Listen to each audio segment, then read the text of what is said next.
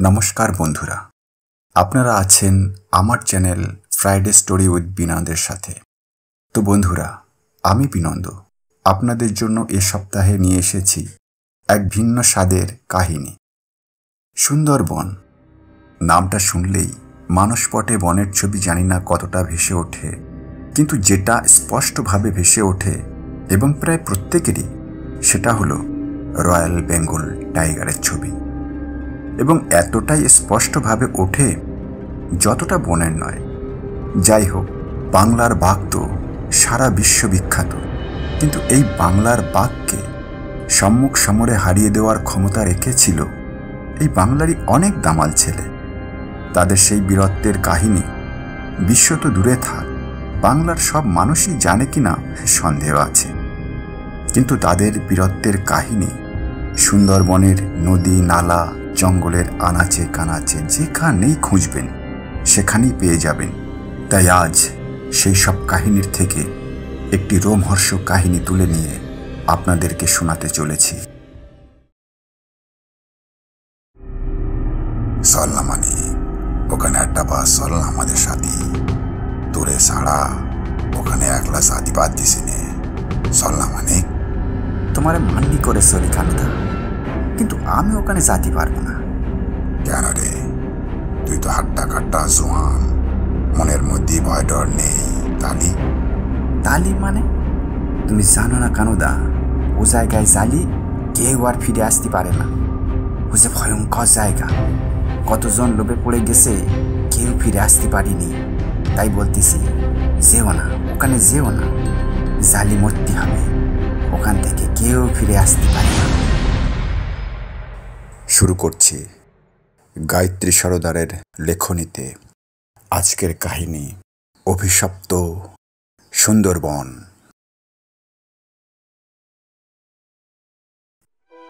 বাগদিপাড়ার কানু ও হারু বাগদি সুন্দরবনের নদীতে মাছ ধরে 2 পয়সা কামিয়ে সংসারটা চালাবার চেষ্টা করে। কিন্তু সবসময় মাছ ঠিকঠাক না হওয়ায় সংসারের অভাব আর মেটে না, যার কারণে সংসারের অশান্তি আর থামবার নাম নেয় না। এই অশান্তির হাত থেকে মুক্তি পাবার জন্য তারা এক কঠিন সিদ্ধান্ত নিয়েছে যে তারা বড় নদী পার হয়ে সুতি নদী ধরে বনের ভিতরে ঢুকবে বড় কাঁকড়া ধরতে। এক্ষুনি বাজারে বড় কাঁকড়ার বড়ই চাহিদা, সাধারণ মাছের থেকে কয়েক গুণ বেশি দাম। কিন্তু প্রকৃতির এমন খেলা, বড় নদীর শাখা থেকে বের হওয়া সরু সরু শাখা বা সুতি নদীগুলো একেবারে জঙ্গলের ভিতরে ঢুকে গিয়েছে। আর সেই সব নির্জন ভয়াল ভয়ঙ্কর জায়গাগুলোতেই যত দামি দামি মাছ কাঁকড়ার আড়ত হয়ে আছে। কিন্তু বললেই তো হবে না যে ওখানে গেলাম আর যত রাজ্যের দামি দামি মাছ কাঁকড়া নৌকো ভর্তি করে নিয়ে ফিরলাম। বিষয়টা অতটা সহজ নয়। জঙ্গলের ভিতরের নির্জন সুতি নদীতেই কুমিরের আখড়া, তার উপর চন্দ্রবোড়া কেউটে থেকে বিভিন্ন রকমের বিষাক্ত সাপের অবাধ বিচরণ। আর সবার উপর মানুষের রক্তের নেশায় ওত পেতে বসে আছে মা বনদেবীর বাহন, অর্থাৎ রয়্যাল বেঙ্গল টাইগার।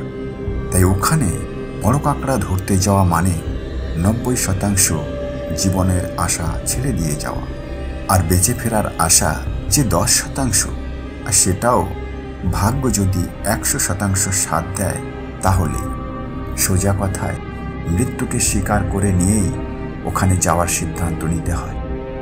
আর সেই সিদ্ধান্ত আজ নিয়েছে মাঝবয়সী 2 হতভাগ্য দরিদ্র মানুষ। আজ তারা দারিদ্রতার ভয়ঙ্কর যন্ত্রণার চেয়ে মৃত্যুকে শ্রেয় বলে মনে করছে।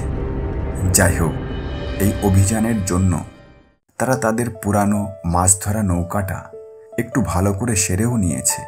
জাল, খাড়া, হাপড়, যাবতীয় যা জিনিস সব কিছুই রেডি। শুধু যে কারণে তারা আটকে আছে সে হলো মানিক, অর্থাৎ মানিক বাগদি। তাকে ছাড়া এই দুঃসাহসিক কাজ এই গ্রামে আর কারোর পক্ষেই সম্ভব নয়। তাই তারা তাকে বেশ কিছুদিন ধরে রাজি করানোর চেষ্টা করছে, কিন্তু সে কিছুতেই রাজি হচ্ছে না। তাই তারাও নিরুপায় হয়ে আছে। এদিকে মানিক রাজি না হলে কি হবে? তার সংসার যে আর চলতে চায় না। টুকটাক জোন মজুরি মাছ ধরে এত বড় সংসারটা না তার পক্ষে আর সম্ভব হচ্ছে না। হাতে গাঁটিতে আর কিছুই নেই। দিন রাত বউয়ের সঙ্গে অশান্তি লেগেই আছে। আর সেদিন তো তার চরমে উঠে গেল। আমি বলি দিলুম এই সংসারে আমি থাকতে পারবো না, এই সংসারে আমি চালাতেও পারবো না। বেউলা, তুই এত বড় কথা বলতেছিস যে এই সংসারে চলতে পারবো না, থাকতে পারবো না, তার মানেটা কি? হ্যাঁ, মানেটা বুঝতে পারতছ না? দুটো খেতে পাইনে, পড়তে পাইনে, বাচ্চা দুটোর মুখে দুটো অন্ন দিতে পাইনে, তারপরেও কি মুখে কুলু পেটে বস থাকতে হবে? আমি বলতেছি বেউলা, কথাবার্তা ঠিক করি বল। নালি কি করবে? হ্যাঁ, মেরি ফেলি দিবি নাকি? হ্যাঁ, মেরি ফেলি দেবো। কথাবার্তা একদম ঠিক করি না বললি একদম মেরি ফেলি দেবো। মেরি ফেলি দেবে? পেটে ভাত দেবার মুরদ নেই, নাতি মারার বসায়। কি বললি তুই? ভাত দেয় না মানে? তোর বাবা আসি ভাত দিয়ে যায় নাকি? হ্যাঁ, তোর বাবা আসি ভাত দিয়ে যায়? বাবা তুলে কথা বলবি না, একদম বাবা তুলে কথা বলবি না, বলে দিচ্ছি আমি একদম। কেন বললি? কি করবি? এই কাঠের সালার বাড়ি মেরি ফেলি দেবো একদম। কি? তুই কাঠের সালার বাড়ি মারবি আমারে? তবে রে, আজ তোরে মেরেই ফেলি দেবো। ও মা গো, মরে গেছি গো, মা গো মরে গেছি। মরে গেছি? ও মা গো, বাঁচাও, আমারে মেরি ফেলি দিল গো, আমি থাকবো না, আমি চলে যাবো, আমি আর এখানে থাকবো না। আমার বাচ্চা দুটোর নে, আমি এখান থেকে চলে যাবো। বাচ্চা দুটোর নে মানে? তুই একলা যেখানে খুশি চলে যা, বাচ্চার কথা একদম বলবি না, বলে দিলুম।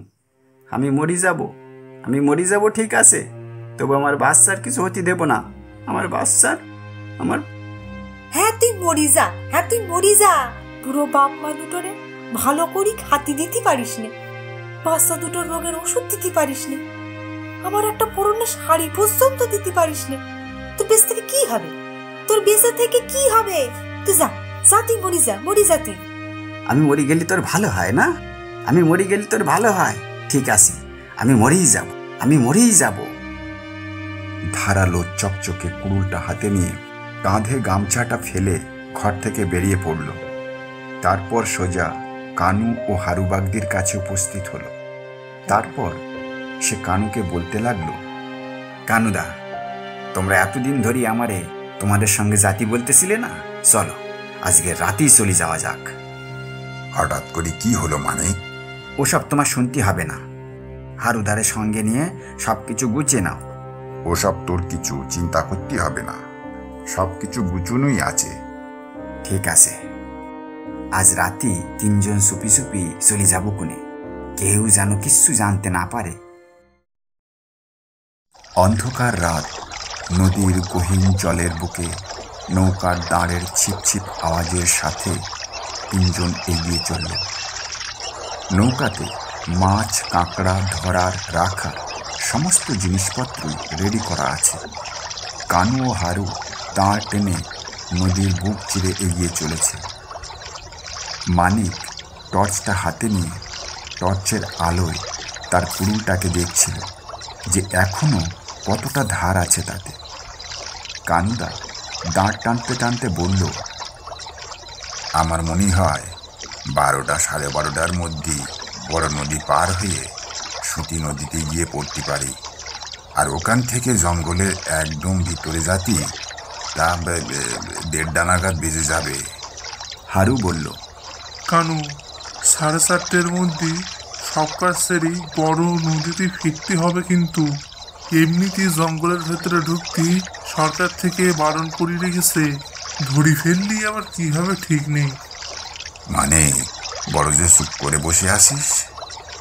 আর কি বলবো কানুদা, জানি না কোন জন্মের পাপের ফলে এই গরিব ঘরে জন্মেছি।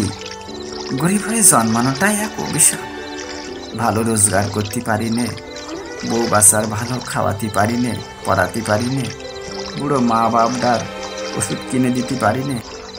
এইরকম ভেসে থাকা সে মরে যাওয়াই ভালো। আর বলতে হবে না রে মানিক, তুই চুপ করেছিলিস, চুপ করেই থাক। দুঃখ যে সবার একই।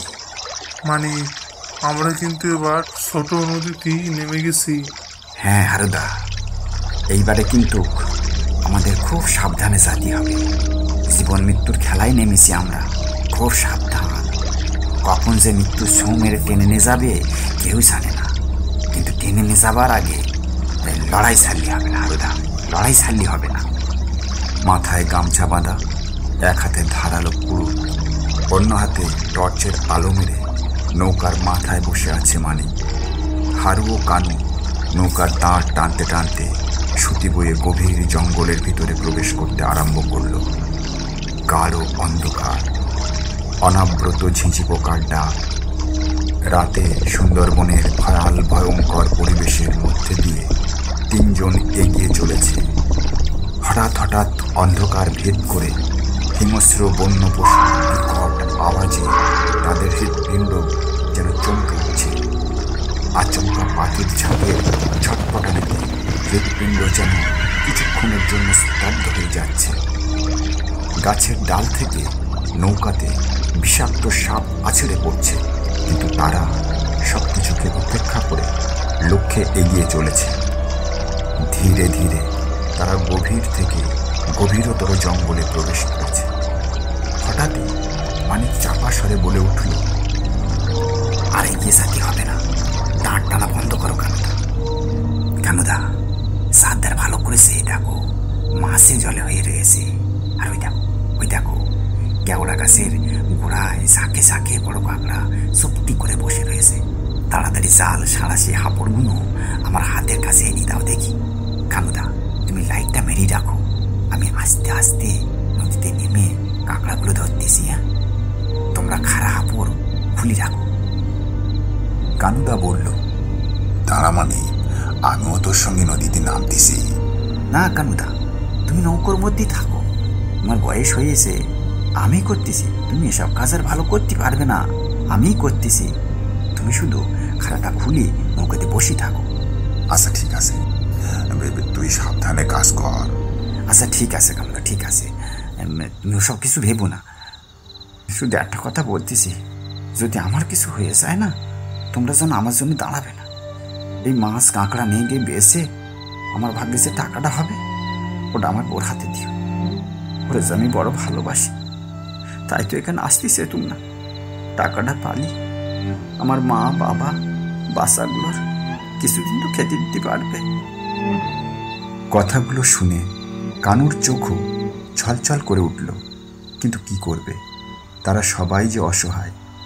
যাই হোক, মানিক তার এতদিনের যে মাছ কাঁকড়া ধরার কৌশল জানা ছিল তা উজাড় করে দিয়ে মাছ কাঁকড়া ধরতে আরম্ভ করল।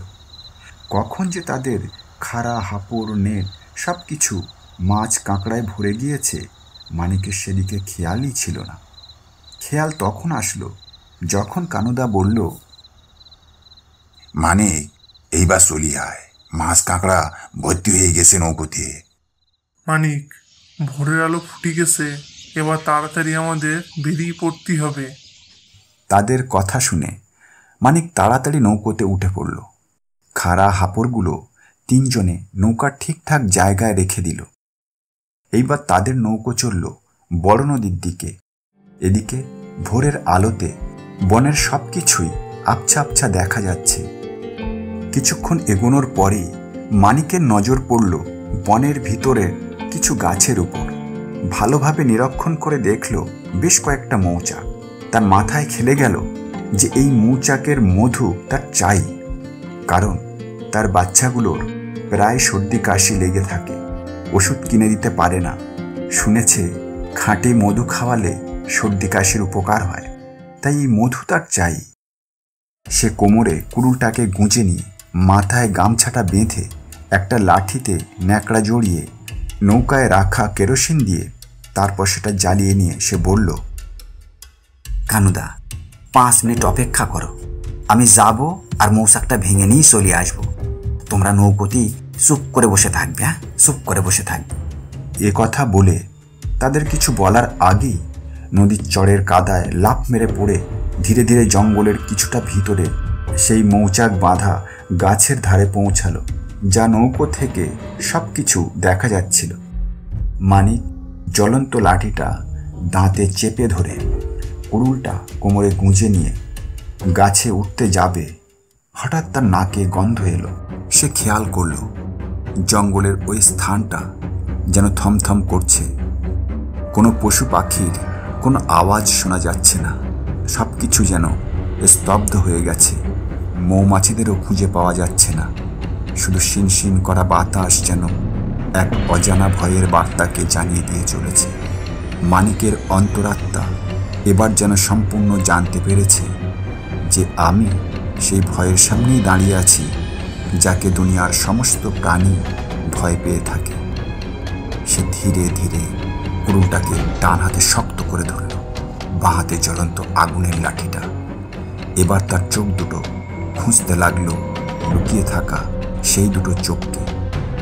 কয়েক সেকেন্ডের মধ্যে সেই হিংস্র দুটো চোখের উপর পড়ল তার চোখ। তার সারা শরীরের ভিতর দিয়ে যেন এক হাড় হিম করা শীতল প্রবাহ বয়ে গেল। কিন্তু সে চোখ থেকে চোখ নাড়ালো না। মনে মনে মা বনদেবীকে স্মরণ করে এক ভয়ঙ্কর চিৎকার করে বলে উঠল,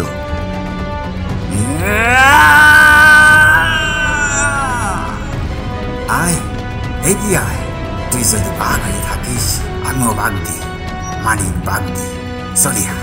চলি আয় দেখি। মুহূর্তের মধ্যে ঝোপের আড়াল থেকে ভয়ঙ্কর গর্জন করে তার উপরে লাফিয়ে পড়ল বিশালাকায় রয়্যাল বেঙ্গল টাইগার। মানিকও মুহূর্ত অপেক্ষা না করে ধারালো কুড়ুলটা বাঘের মাথা লক্ষ্য করে চালিয়ে দিল। প্রচণ্ড প্রহারে বাঘটা এক গোঁগানি আওয়াজ করে পালিয়ে গেল। মানিক আবার বলতে লাগলো, চলে যাচ্ছিস কেন? দাঁড়া, মা বনদেবীর বাহন বলি তোরে কুড়ুলের উল্টো পিঠে মেরেছি। এইবার আলি তোরে মেরেই ফেলি দেবো। এইবার আলি তোরে মেরেই ফেলি দেবো।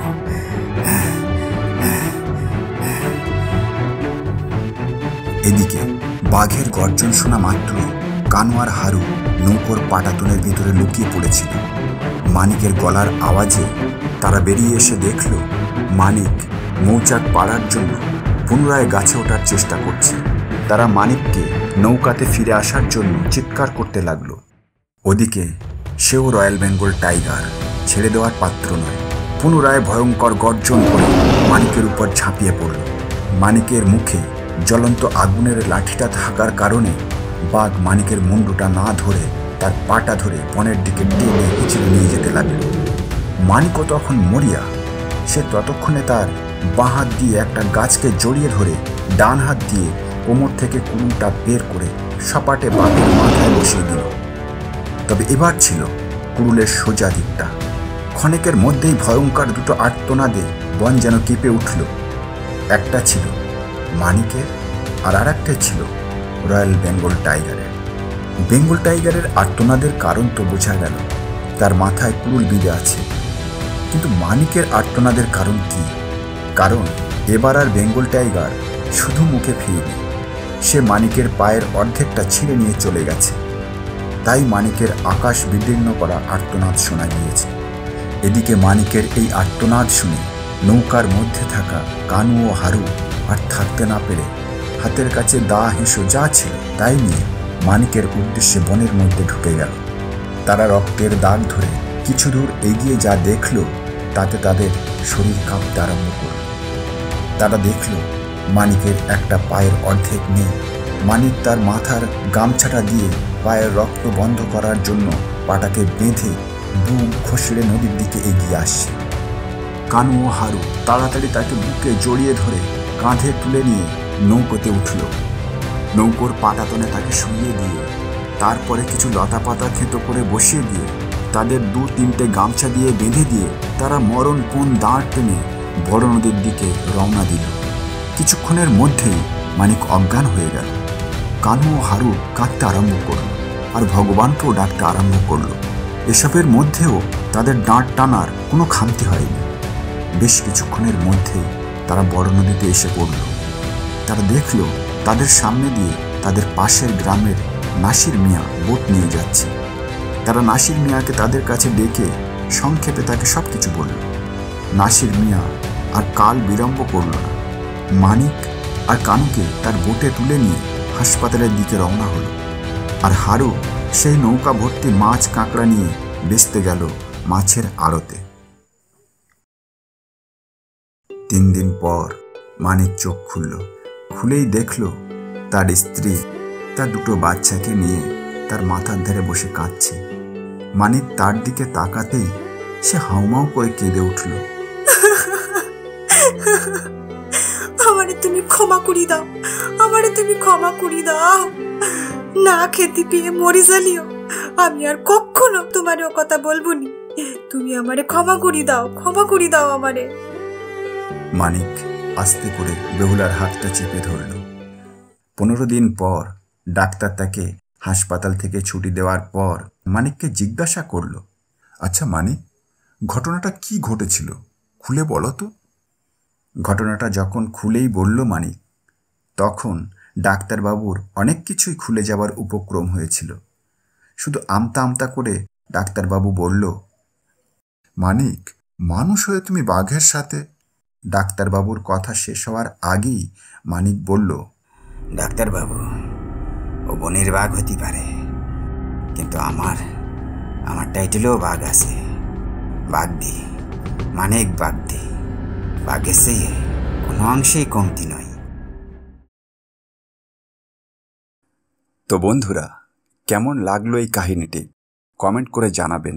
যদি ভালো লাগে তাহলে একটা লাইক করবেন, আর এরকম গল্প যদি আরও শুনতে চান তাহলে আমাদের চ্যানেল ফ্রাইডে স্টোরি উইথ বিনন্দতে সাবস্ক্রাইব করবেন। নমস্কার।